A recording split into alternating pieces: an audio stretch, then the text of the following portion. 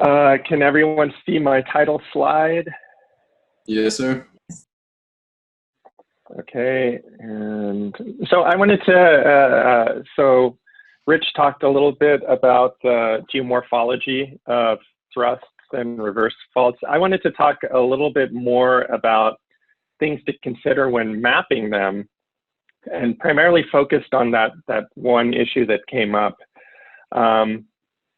Geomorphic change that happens from seconds to decades or hundreds of years after the earthquake has happened that could obscure the fault trace.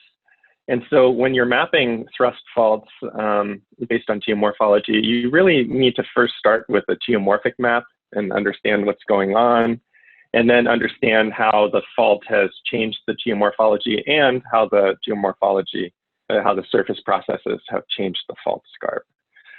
So I'm going to show 3 examples. The first one is the Plato thrust. So this is at the south end of the Central Valley. I chose this because it's very near your Wheeler Ridge mapping area. And you have a series of thrust faults at the south end of the valley, likely related to the Big Bend and the San Andreas fault. The fault takes a big swing to the west, and you've got a complicated structural area there. And this is what I show on this map is historic ruptures in red. This is from Q faults and holes seen faulting. So San Andreas is here, Garlock is right here.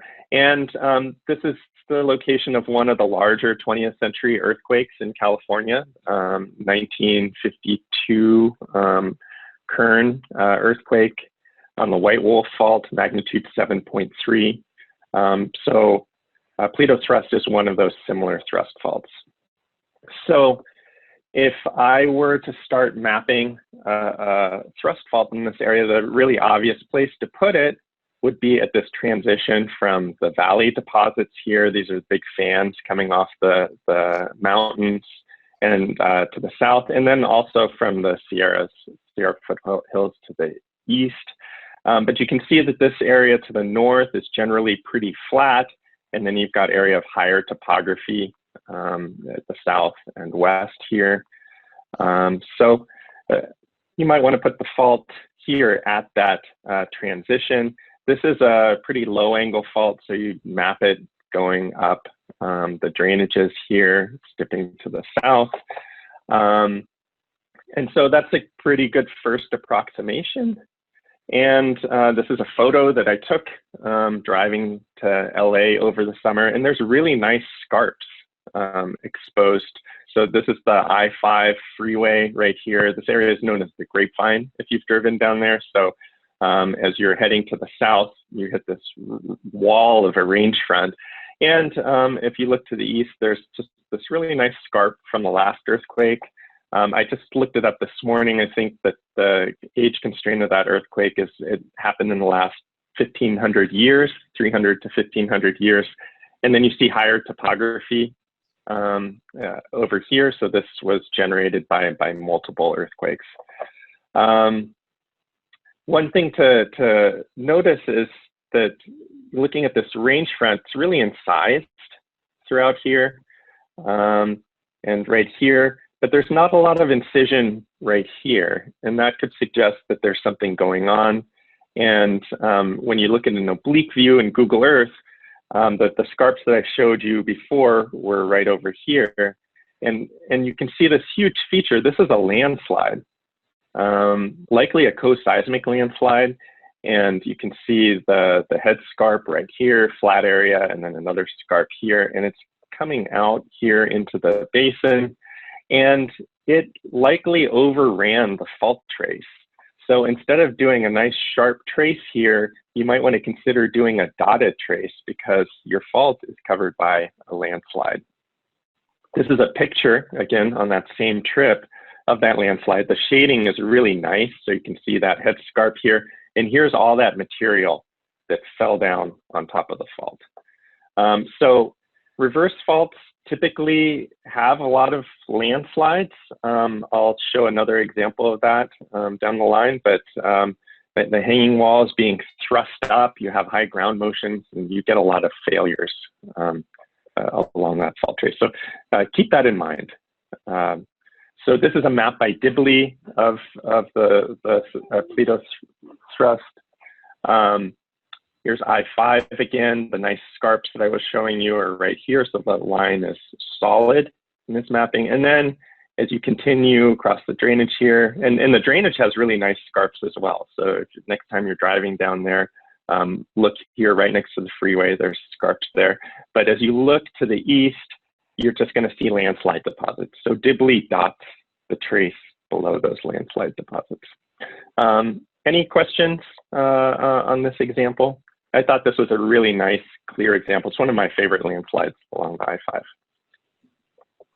If you're inferring that landslide, would you go, or not the landslide, inferring the fault, would you go around the landslide or just dot straight through?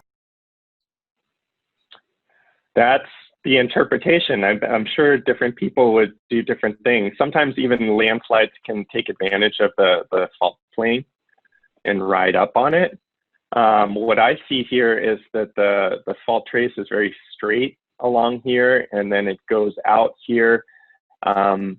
It might continue straight along here and just be covered by the landslide. One mapper might dot it here, another mapper might dot it here. That's that epistemic uncertainty that we were talking about. And it gets to this exercise that we're doing. For a dotted trace, you could have such a wide variation because it's just really uncertain mapping that once we empirically crunch all the numbers and we look at where different people dotted this trace and where the next earthquake happens, it could just be, the next rupture could be really far off from where it was mapped. Okay, I will move forward to my, yeah, go ahead. Just one quick thing is you know, often I felt like in some of the early mapping, the regional geologists, they would map these, they called zones of large scale landslides. And it was like, that was what was in their face, was the landslides and not the underlying reverse fault. And so it's kind of like a giveaway looking back that some of these zones of large scale landslides were zones of large scale landslides sitting on top of a reverse fault that was basically obscured, but also sort of genetically linked. Right. Right. And again, since we're looking at this, it's a huge landslide. It goes all the way up the hill here. This is basically showing the landslide deposits right here. And these are granitic rocks. They're pretty strong, but they're pretty fractured because they're hanging in the hanging wall of a thrust fault. So the next earthquake is 2005 7.6 Kashmir earthquake on the Balakot Bog Fault. This happened in the Himalayan arc. So it's right here on this inset. This earthquake was interesting, got a lot of people thinking, because traditionally folks think that the big earthquakes would happen at the frontal thrust here, but this earthquake happened back or north from the frontal thrust. But this is generally the location of that earthquake. Frontal thrust is down here. And the figures I'm going to show now are mostly from a paper by Kaneda et al., this Japanese team that did a really good job of mapping this rupture after it occurred. And so we've got a 70-kilometer long rupture here in 3 segments. So here we step and then another step. And the thing to notice on this figure is we've got a nice solid line, well-mapped rupture trace here. It's dotted down here, I think, due to accessibility issues, because the line of control between Pakistan and India is in this area. But then we've also got this dotted line up here, and that's due to accessibility issues and landsliding. A lot of this rupture was covered with landslides. And so I'll show you an example here from this step over in Muzaffarabad. So this is a Google image from a few years before the earthquake happened. The fault is coming along here and doing its step right here. And this is after the earthquake. So this is Kaneda's mapping, but you can see that all these hill slopes let loose in giant debris avalanches, just kilometers of slope failure. A lot of it on top of the rupture trace. So even though this is a solid line, a lot of it would be dotted through here where it's covered with the debris. This was highly fractured limestone in the hanging wall of the fault. So this section is coming up and moving down relative to this area here. This is a photo of the same area. So the slides that I'm showing you are here, and the fault is going along here and then bending, and you can see a nice flight of terraces. So this is the geomorphic mapping that I suggested that you keep in mind when you're mapping these fault traces. So here's a whole flight of terraces, and they're all bounded by the fault here. And during this earthquake, an instant little terrace formed right here in the sandy gravel, and then was immediately washed away during the next winter. This photo down here shows another aspect that Ramon and Rich were talking about. The photo was taken at location 134, and so there's a really high terrace and scarp here, and then there's a lower one here. The 2005 rupture created this scarp and a little scarp here, but you see this really large scarp behind. That's a composite scarp from many earthquakes. It's about 20 meters high, whereas the vertical separation here was only a couple meters during this earthquake. And here's a close-up of some of that deformation. These photos speak to why we would get landslides in the hanging wall faults. You get really large ground motions in the hanging wall, and this is a village called Balakot Village. And in this photo here, you can see that all these houses on the footwall are standing, and all the houses on the hanging wall have collapsed. And this is an oblique view of that hill. So the fault is coming along here. Again, you can see standing houses here, and then almost every house on top of Balakot Hill here has collapsed. And this is just a vivid illustration of the high ground motions you get in the hanging wall and what could trigger large landslides during thrust earthquakes. So any questions on the Pakistan portion? Any hanging wall information, like grobins and stuff? There were little grobins and things like that, but not a lot that I can remember. I toured this rupture. There was local partitioning, so reverse and strike slip on different strands. But yeah, not a lot of grobins that I could remember, just localized. Cool. And maybe I can follow up, Chris, because I always thought this was really a fascinating issue that you had pointed out here. And do you think this is just like sort of quasi-static, like sort of extension of the hanging wall? Or is it something dynamic that the rupture is blasting up and dynamically causing all this enhanced ground motion on the hanging wall? I don't know. I'm not an expert in that, other than I've always felt that something was blasting up, because I've always heard of these large, people flying off their feet in the hanging wall. From a ground motion perspective, if you were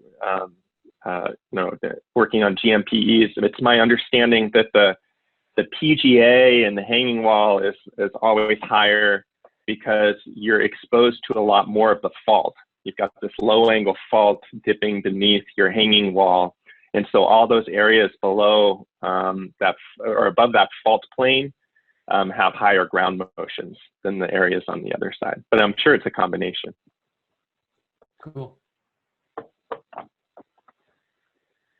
Okay, so the last rupture, I'll quickly go through this. This was not the this was a 2016, sorry for the typo, a 7.8 Kaikoura earthquake. This is a really complicated rupture that the number of faults involved is always changing. I think it's in the 20s now, but I'm going to focus on this little section here. This is the Papatillo Fault. It's about 20 kilometers long, and it had just these amazing deformations,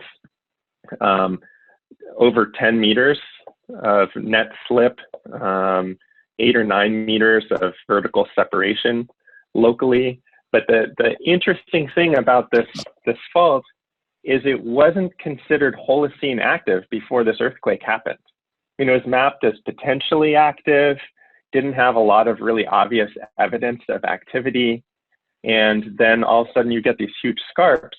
And after the paleoseismology, initial paleoseismology was done, it turns out that this fault has had 3 earthquakes in the last 1,000 years. So why was no one able to map this fault? So I'm going to march us down from the north to the south and show a few examples of why this fault would be obscured after it ruptured. And we're basically going to follow the Clarence River right here. It's a pretty big river, huge catchments coming down from here and then exiting to the coast. And then there's some landslide and coastal processes that could obscure the fault. So this is a LiDAR image of the fault rupture along the Clarence River. And here's the channel right here. And when the earthquake happened, a 6 or 7 meter scarp appeared here and basically changed the direction of the river flow. It flowed down here and created this big lake, which was dammed by the scarp right here. And this is sandy gravel. So the river pretty quickly eroded through here and continued on its way. And then it eventually eroded back through here as well and drained this lake. So this photo in the upper left is that junction right here. And here the stream channel is going up relative to this overflow channel here. And here's where the river was blocked, and here's where it flowed after the earthquake, and then eventually it broke through. Here's the type of scarps that you're looking at with a person for scale. And here's that lake with the fault scarp going along here. And here's a closer image of that fault scarp. It's all sand and gravel, easily eroded. And so that's your answer there. A large part of the fault was not mapped as active because this material is so weak, it was just eroded away right after the penultimate event. And you didn't have a lot of geomorphic evidence of activity. So that could happen in some of your mapping projects. You could be crossing stream channels or rivers, and you may not see evidence of your fault, just like that Alaska example as well. Going a little bit further south, this was a pretty amazing landslide. It was a kilometer long, and here's the landslide deposit right here. All this fell down. Here's the scarp, and it happened right along the fault. Here's the fault trace right here, which you can see in this wall. This is a 50-meter high slope. And then this shows you the scale, 1 kilometer right here. What was interesting is that there was another slide that failed in this earthquake.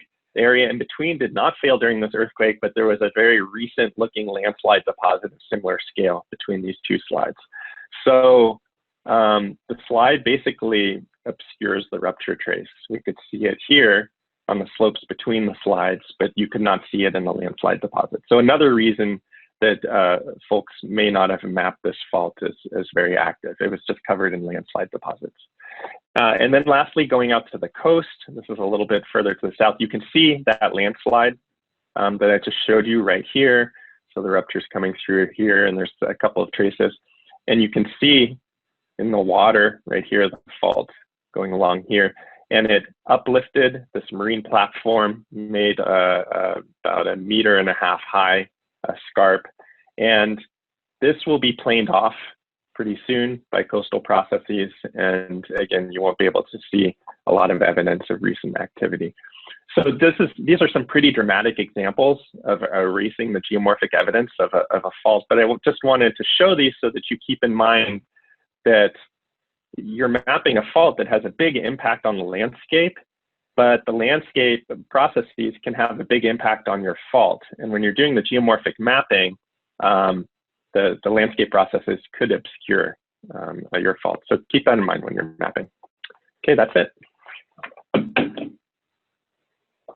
So we actually are working on getting some pre-earthquake data for the Kaikoura earthquake. So a few people can work on this area for their project.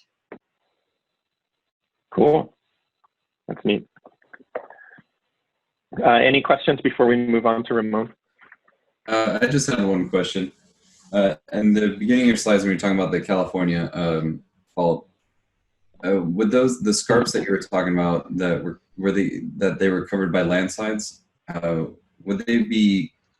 How would you tell the difference between like the low angle pressure ridges or if they were just covered by the landslides? That's the hard part. I mean, it's the same. It's the same. A landslide is kind of like a thrust fault, right? Yeah. So, it's often hard to tell. And I was just talking to someone who went on a Friends of the Pleistocene field trip to this area back in the 90s, I believe, and was ribbing the person who did their PhD work on trenching the fault, and was saying, how do you know that you didn't just trench a landslide instead of the fault? And yeah, it's hard to tell sometimes.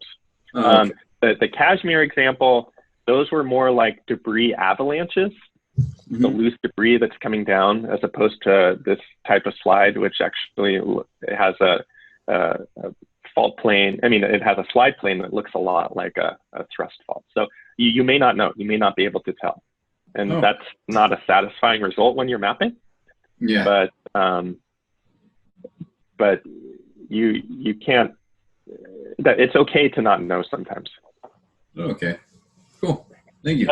And that gets back to one of the questions that you guys submitted to, is how do you tell? And you can do, geophysics or transects of boreholes just to get an idea that stratigraphy a little bit deeper down to see if you can't constrain, faulting versus other processes.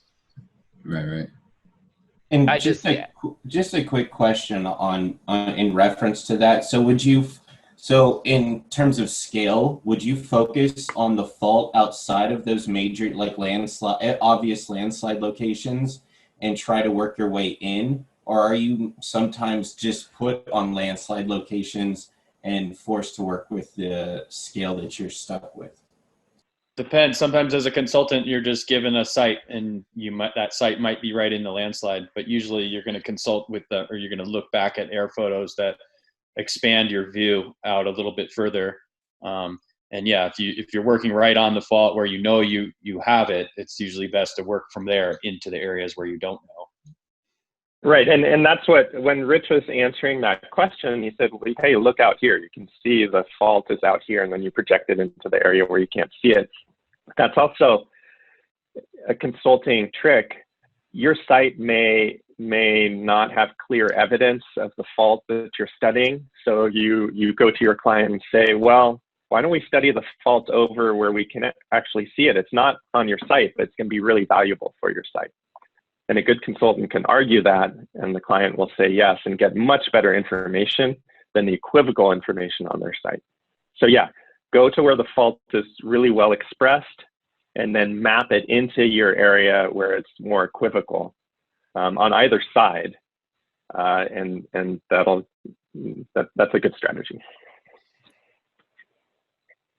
Yeah, I just drew a couple sketches of kind of the scenario where the green is sort of like the topography, which doesn't change, right? And then these reds are the two maybe of possible different scenarios where the left side shows kind of this deep, reverse fault with some kind of almost like a normal fault dipping into it. So it's sort of semantic. Is it a landslide or is it not? And then the right side would be the same topography, but with simply a landslide explaining it. So I think what Chris said was really nice, which is if you're narrowly looking, if you kind of have blinders on, you might have this ambiguity that's hard to get out of. But if you can look a little bit to the sides, you might be able to get a better sense of sort of the overall relationships. So I guess I'll dive in just to keep us going. But I've really been enjoying this. I love maybe if it's so fun to see all these active faults here, you guys, and examples. It's like kid in a